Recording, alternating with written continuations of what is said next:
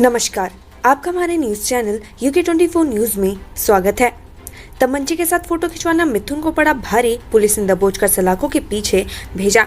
हरिद्वार में गुंडे का शौक रखने वालों के खिलाफ पुलिस तत्काल एक्शन ले रही है। ताजा मामला लक्सर का है, जहां एक युवक को तमंचे के साथ फोटो और वीडियो बनाने पर जेल की हवा खानी पड़ी। जब पुलिस ने उसकी तलाशी की तो उसके पास से देसी तमंचा और जिंदा कारतूस मिला।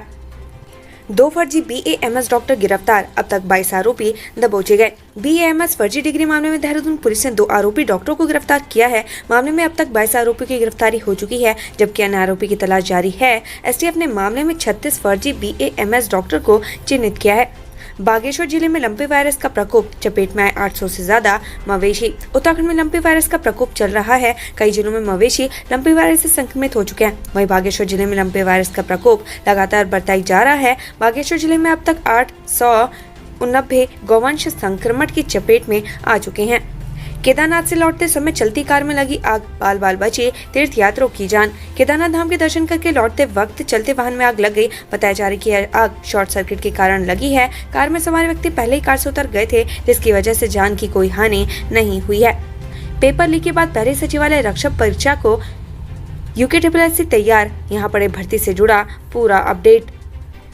स्नातक स्तरीय सहित विभिन्न परीक्षाओं में पेपर लीक के बाद अब उत्तराखंड अधीनस्थ सेवा चयन आयोग नए सिरे से भर्ती परीक्षाओं के लिए तैयार हो चुका है। इस क्रम में पहली परीक्षा 21 मई को सचिवालय सुरक्षा संवर्ग रक्षक भर्ती की होगी, जिसके लिए 4 जिलों में 62 केंद्र बनाए गए हैं। आयोग के अध्यक्ष JS मर्तोलिया ने बुधवार को परीक्षा के मद्देनजर अल्मोड़ा और नैनीताल के अधिकारियों के साथ बैठक की। उन्होंने आगामी परीक्षा को तैयार को लेकर जरूरी दिशा निर्देश दिए। उन्होंने बताया कि प्रशासन और पुलिस के सहयोग से ये परीक्षा निष्पक्ष व शांतिपूर्वक करवाई जाएंगी। उन्होंने ये भी बताया कि पेपर लीक और नकल की घटनाओं से आयोग ने सीख लेते हुए अपने आंतरिक संगठन क्रियाकलापों में कई सुधार किए हैं।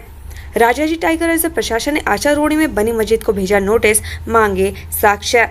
राजाजी टाइगर रिजर्व प्रशासन की ओर से आशा रोड़ी में बनी मस्जिद को नोटिस भेजा गया है। इसमें मस्जिद निर्माण को वन्यजीव अधिनियम का उल्लंघन बताते हुए कमेटी से जमीन से संबंधित अभिलेख प्रस्तुत करने को कहा गया है। अभिलेख प्रस्तुत न करने पर निर्माण को मौके से हटा दिया जाएगा।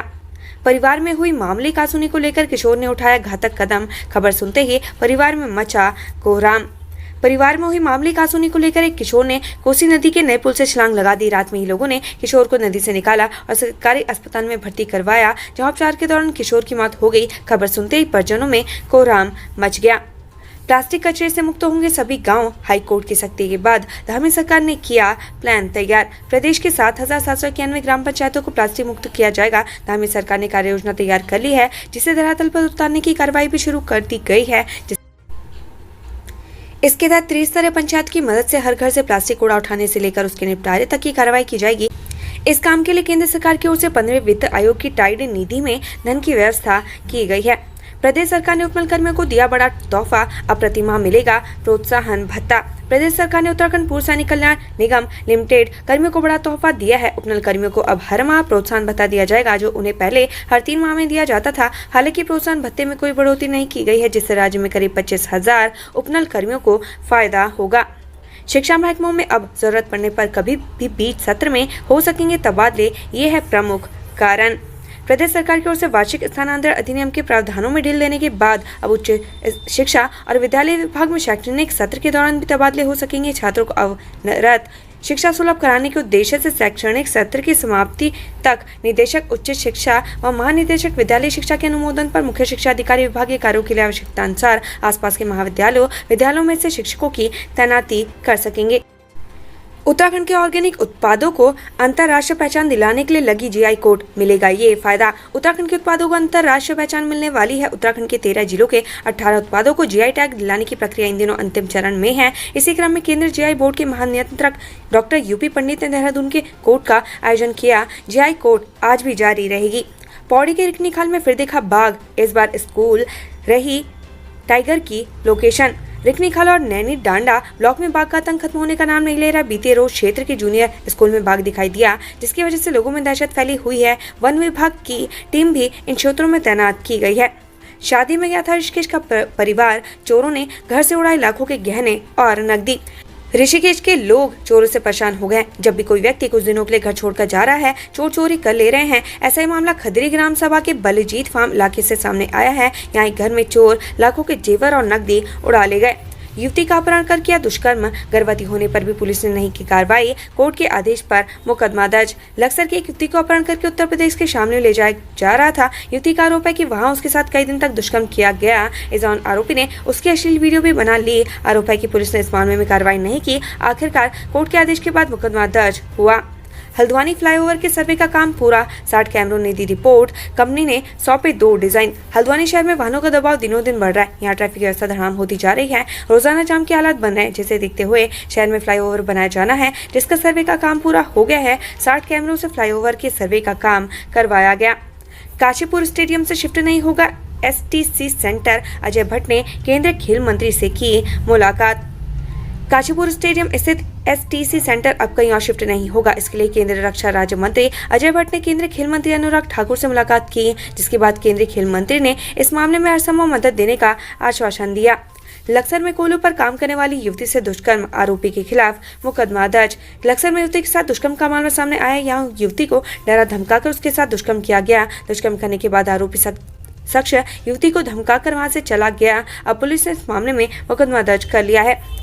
गढ़वाल विश्वविद्यालय के एनुअल फंक्शन पर बनी सहमति, 19-22 मई को होगी अंतर महाविद्यालय प्रतियोगिता। हिमवती नंदन भगोड़ा गढ़वाल केंद्रीय विश्वविद्यालय की अंतर महाविद्यालय एवं अंतर संकाय प्रतियोगिताएं इस वर्ष बिरला परिसर श्रीनगर में आयोजित की जाएगी। इस संदर्भ में अधिष्ठाता छात्र कल्याण बोर्ड और छात्र संघ पदाधिकारियों की बैठक आहुत की गई। बैठक में सर्वसम्मति से 19 मई से 22 मई तक अंतर महाविद्यालय और अंतर संकाय प्रतियोगिताएं कराए जाने पर बात बनी है।